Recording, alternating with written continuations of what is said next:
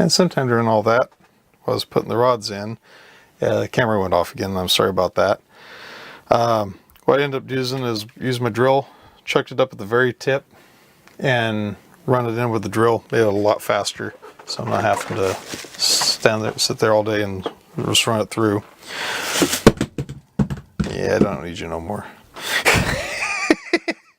Okay, so now we're going to use the two 320 smooth rods. And once again, we were dealing with what? 320, what was the other one? 390, was it? Yeah, 390. So it's going to be the two shorter rods that we have. They're going to run up through here. And they're going to run, let's see what we got. Get this loosened up, it looks like. Where's it at?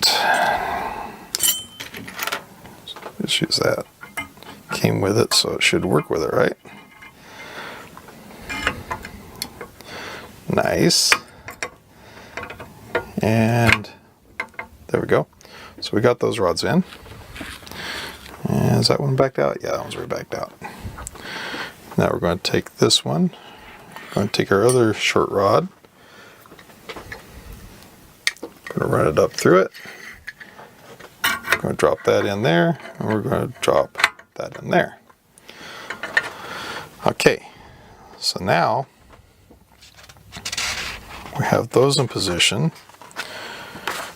Now, from what I understand, we take that rod, run it through there. We take that rod and we run it through there. This bracket here says Geeetech needs to be upright, so it says Geeetech. If it says something like that, HC whatever, you got upside down. How about that?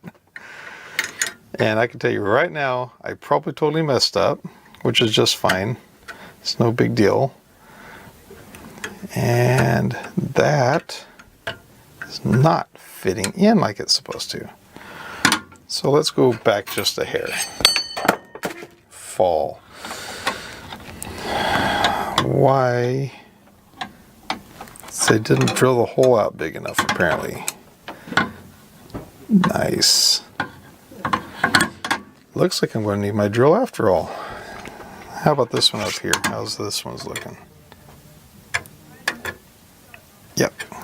Okay. So let me... Of course, it tells you in metric what that is. It doesn't tell you in inches what it is. So let's see if my little ruler will give me an idea.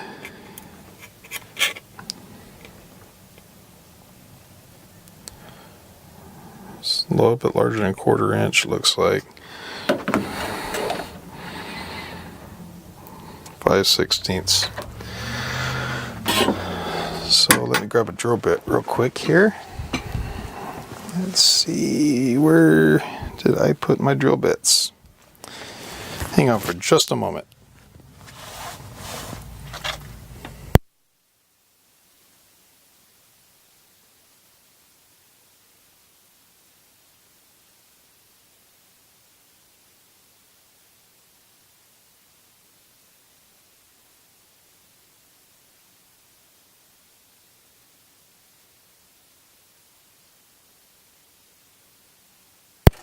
Sorry about that, I had to run out and grab my drill bits and get my microphone put back on here. Okay. So what I want to do is I want to take a 5/16 drill bit and just try to get things evened out a little bit. I'll see, it fits right through.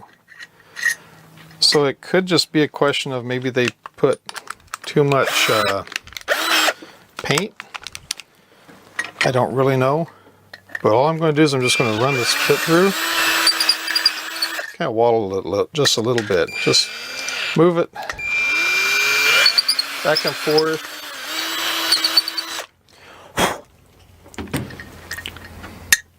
Just to clean the paint. And as you can see, by just cleaning the paint off, it's slipping through.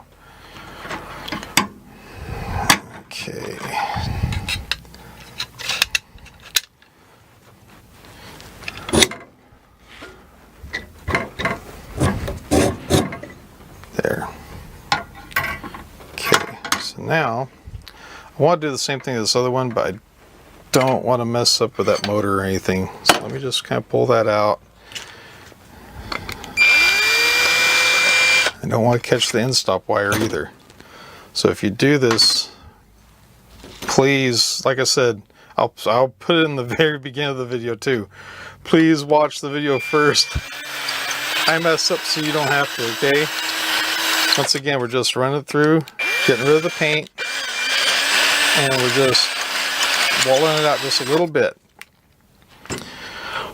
Now I got metal shings everywhere, but luckily the circuit board's on the back side, so I'm not too worried about that part. Okay, so now, there. Okay.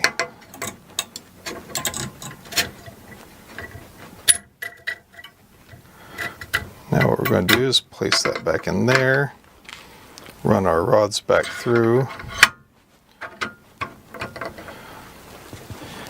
and I dropped the one earlier, didn't I? Got it. Okay.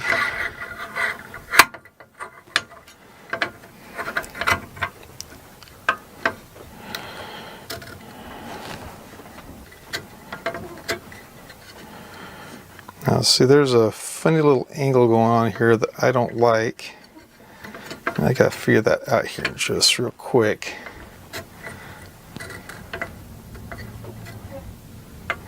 There. Now, if you know me by now, you're going to know what I'm going to end up doing next. I'm going to end up taking this ruler and running it across. By the way, I picked up this ruler up at Fry's Electronics up in San Jose, and I think it cost me about $8 or $8.99 or something like that. But it's, I like it. It gives you inches, it gives you the millimeters, centimeters, everything, and the detail it gives you as far as the inches. I've never seen one quite like that, where it actually goes all the way up the tape and tells you. Same way when it comes to the millimeters. It's just very easy to read. And it's aluminum, I believe, and it's got the cork on the back of it. And it's made by Victor. Not that they are going to give me anything or anything that way, but I'll tell you what, if you want a great ruler, you can't beat that one. Okay, so what I'm going to do is I'm going to measure between here, just a rough measurement. I'm just going to use inches at the moment. So right there, it's a hair over, it's about 12 inches, 12 and 1/16 of an inch. Up here, we're at 12 and nearly 3/8. So we're too far apart at the top. Now I can tell you right now, it appears this one is close to being straight. This one is off. So what we're going to do is we're going to just push that one in and take another look here at it. Once again, 12 and 1/16. 12 and 1/16. That's close enough to perfect for me. Okay, so we have that in place. Let me get my drill and everything out of the way here, because I don't think we'll be needing that any longer. Okay, so now what we want to do, it's going to tell me that I need to put the little rings on here, these right now. I'm not going to do that yet. I want to get this locked in. Once this is locked in, then I'll make sure everything's set, and then we'll worry about that. Once again, that's one of those things where it's like, really? So let's just go ahead and do it this other way. So we're going to take these other two brackets. They are the number A6. They're not labeled on the diagram at all. As far, you know, on the bags. It doesn't say on the bags what they are. Okay, and then we're going to need 4 of the number 21s. And 4 of the 21s are, I know they got to be on this other side. They got to be 20, 22, 27. I had them all sorted out, and then as the days went on, it's gotten messier and messier, and I don't like it.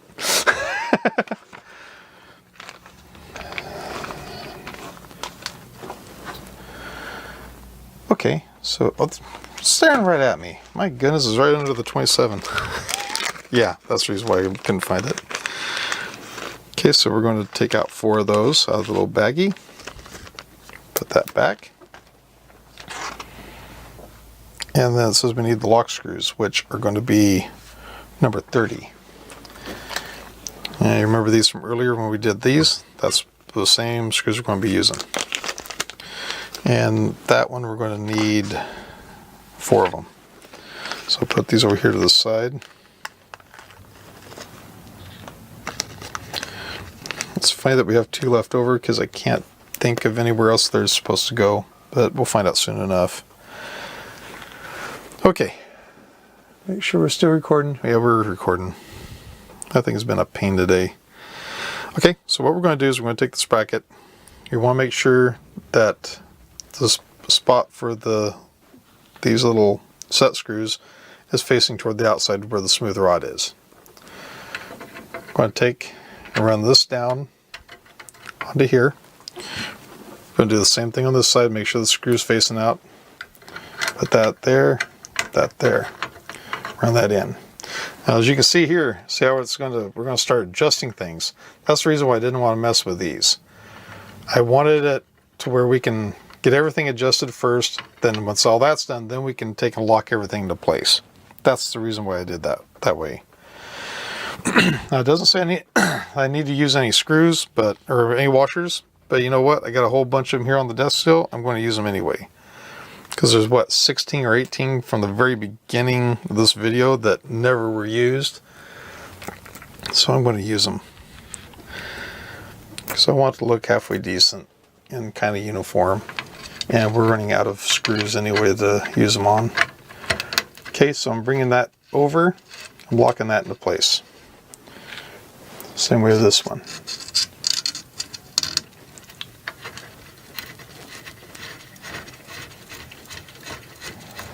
Okay, same way on this one. Let's see, my little rod came out.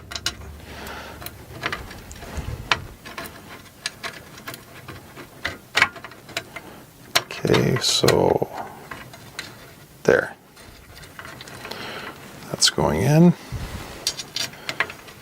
And that's going in. See if I can remember which tip I'm supposed to use. Yep, that's it.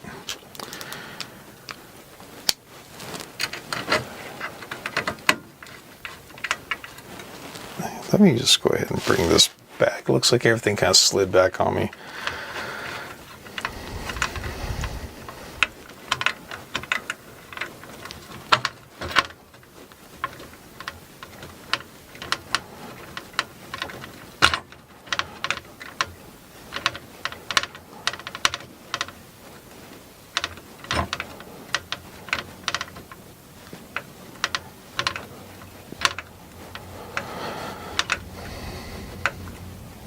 Okay, that one is now tight.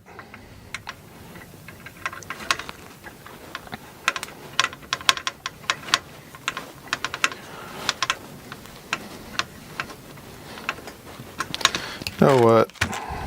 Rather than to keep doing it like that and keeping where you can't see it that great, let's go ahead and turn it around. That way I can see it too. Okay, so we got this one locked in right there. Make sure that everything is pressed down. Let me slide this a little bit further this way. Can you see it on camera? Yeah, almost.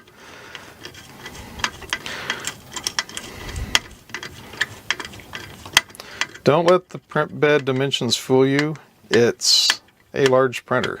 It's, I believe, a 200 by 200 by 180 or 190. I think it's 180 print bed.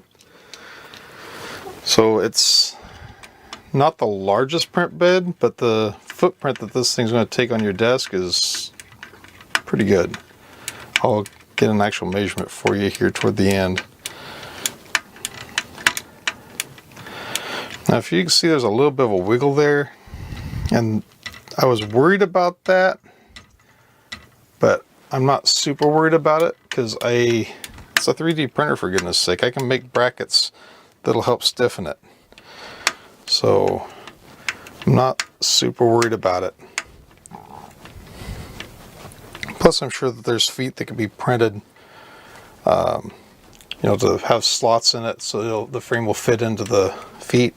That would help give it extra support without having to add any more bolts or screws to it anyway. And with it being aluminum, if it gets too bad, my next door neighbor knows how to weld it. We'll just take and weld the sucker up and be done with it. Okay.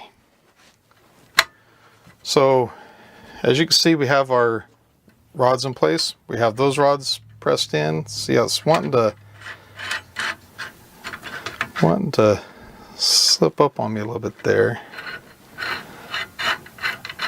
Make sure everything is down into it. Okay, so what we're going to do now is we're going to take these little